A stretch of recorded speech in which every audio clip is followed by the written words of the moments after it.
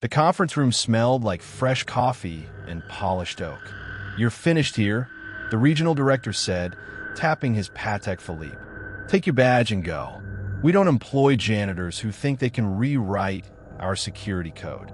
23-year-old Alex Rivera stood in his gray coveralls, mop bucket at his feet, cheeks burning while the entire night shift leadership team watched. He had no idea the man they had just humiliated was about to own the company that fired him. 3 years earlier, Alex had been a broke community college dropout, sharing a 2-bedroom walk-up on 14th and Maple. His father worked double shifts at the rail yard. His mother's oxygen tank hissed through the nights like a leaking tire. Medical bills stacked on the kitchen table like losing poker hands. One rain-soaked Tuesday, he answered a help-wanted post for overnight cleaning at Summit Financial. Minimum wage, no questions. He took it. The first reversal came at 2:14 a.m., 6 weeks in. A server rack overheated during a system update. While the on-call IT team argued on speakerphone, Alex quietly rerouted power through an old maintenance panel he'd mapped on his third night.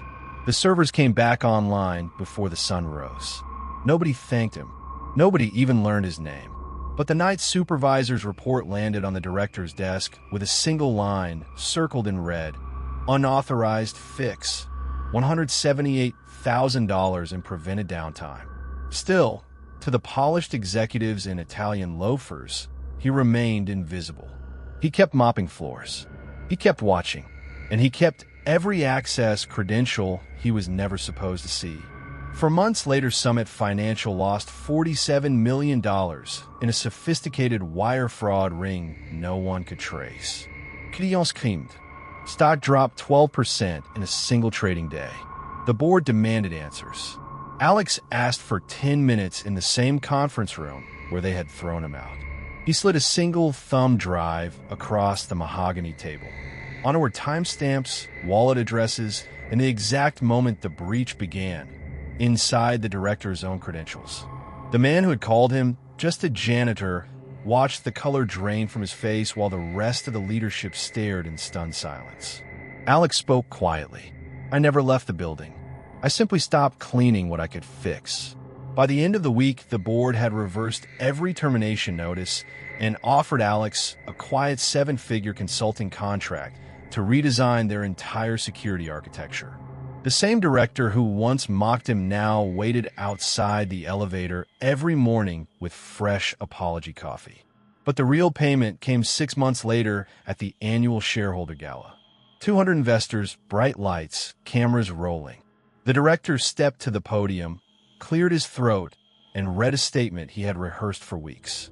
"I publicly disrespected a man who turned out to be the only person who truly understood our systems.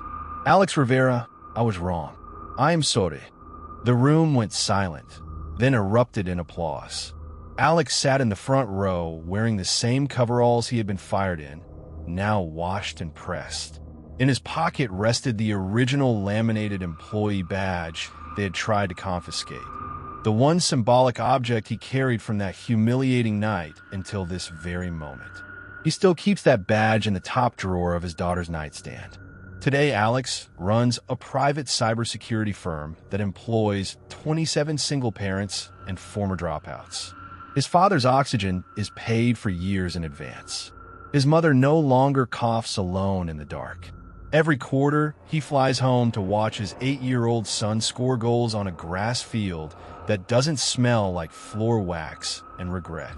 The director? He still works at Summit, but now answers to Alex on quarterly audits.